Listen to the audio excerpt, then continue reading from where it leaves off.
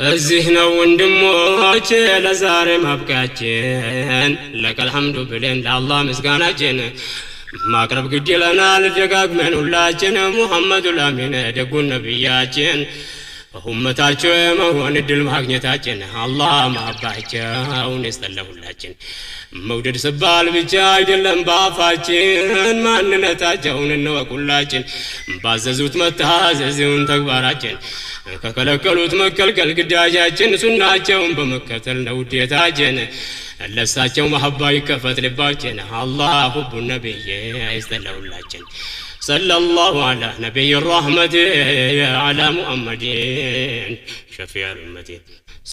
الخدامة تيجي عندك جوعيها، خليها جوعانة جوعانة، ما تشبعينها.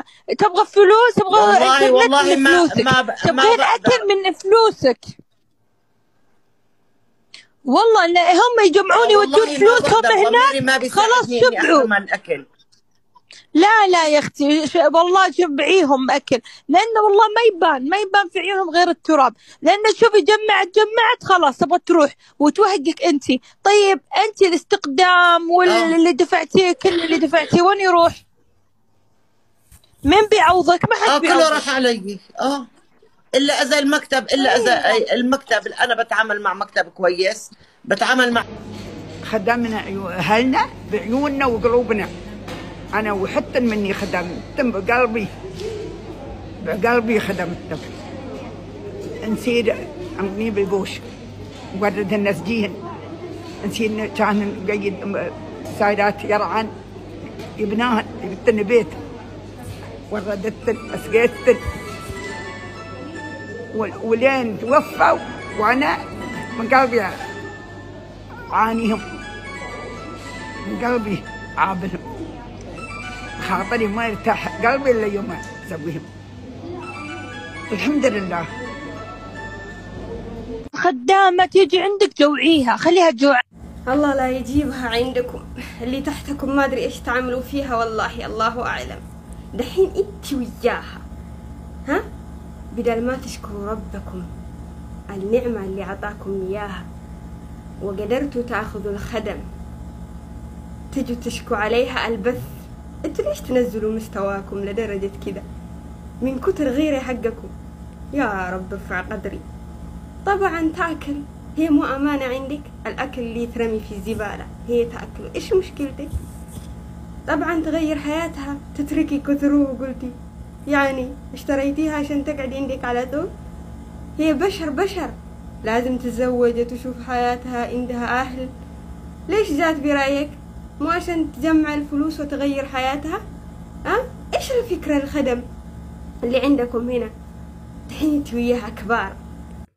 بسم الله. السلام عليكم ورحمة الله وبركاته. كبجمتو تافير دفتو كماتي وبتشم جرجرتو بجراتان بجنا كرانغرا channel ida kummat teleftani senjana namoni jalkaw gara channel kana teleftan like share subscribe gochura mate kenya tedebala wana fera kenya rondu mate senjana baga rabbi yero kana nugahe baga rabbi saati kana nugahe video kana walittinu debise isinin jada amalle rabbi bakka senjartanut rabbin isina ego hunda kesani yu isinin jada kambiya kesa kambiya ala akkasumalle rabbin ga biya kenya naganu fatasisu gurra kenya naga hadagesisu ija kenya khairi agarsisu araba kenya khairi rabbin wa dubbachisu isinin jada ega akkuma bekamu barre kuni subhanallah bara bayyul fata da jechun dandama ega rabbin bara kana keessa nu abase bara gammachut rabbin nu geessu isinin jada video akkuma jalqaba irratti video kana argitan jechuudha nuti garbaju baay'ee tokko na arsee baay'ee tokko natti dhaga'amese wama beeknuudha silaayyuu wama mana jiruudha. Egaa rabbiin immoo yoo nama laaffisee jedhe immoo rabbiin mana gaarii nama kaa'us ni jira, mana akka kanaas immoo rabbiin nama kaa'es nama fattanus ni jira. Akkuma jalqaba irratti dhageessani jechuudha torban lama dura waan akkasiiti mitiire mucaan tokko biyya Joordaan keessatti baay'ee madaamiin akkasiin rakkisaa turte, dirqiidhaan akkasiin kaameeraa waraabaa turte, viidiyoo waraabanii turte. akkasuma eegamu geessanii safaaraat yookaan immoo biiroo jechuudha biirootti deebiftee jette akkasiin dirqiidhaan gaariin jira bareedduun jira biriina kaffalaa jirti na jaallatti jettu jarri biiroolee akkas taasisan jechuudha dhugaa dubbachuuf baay'ee tokko nama gaddisiisa jechuudha. Hammammoo eega isiin sun baatee jette garaa keenya nu gubuudhaaf ajandaa maal godhatan ajandaa waa'ee kaddaamaa godhatanii jechuudha. Waa'ee kaddaamaa waa'ee keenya godhatanii yeroo hundumaa laayivira ta'anii labalabaa oolan jechuudha. Sana keessaa maal jette tokko kaleessa akkuma dhageessanii akka biddeen ittiin kennine akka nyaachifne akka dhugaatii ittiin kennine jette. Namni akkamitti gizee ilaaltan yaa jamaa rabbiin isin eegu. Namni nama ta'e akkamitti otoo nyaatiin jiraata.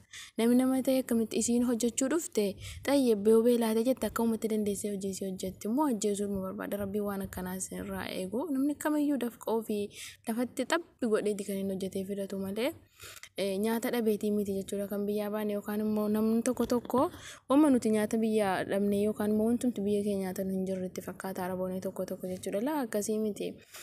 Namni rabbiin gaafa kallaqee jedhu waan nyaachisu waan baasu isumatu beeka jechuudha. Nyaata namni takkaa gaboo bullees hin beeknu biyya keenya takka gaariitti jiraataa turre garuu jireenya gaarii jiraannaa of jijjiirree inni biyyaa baane malee nyaata dhabneetii miti jechuudha. Kanaafiyyuu obboleewwan koo biyya namaa mana namaa keessa jirtan rabbiin isin faana haa ta'u rabbiin isin eeguu isiniin jedha baay'ee tokko ulfaataadha.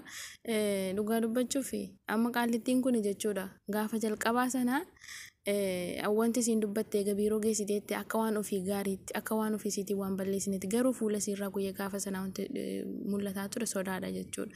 Sodaadha kan fuula siirraa mul'ataa ture. Nyaata malee namni akkamitti mee nama akkamiiti barbu maalii keessa jirra. Namni isii nama fakkeenyaaf ilmoo qabdi mana isii keessa jirti isiinis nama mee akkamitti beelaatee akkamitti otoo hin nyaatin jiraachuu dandeessi.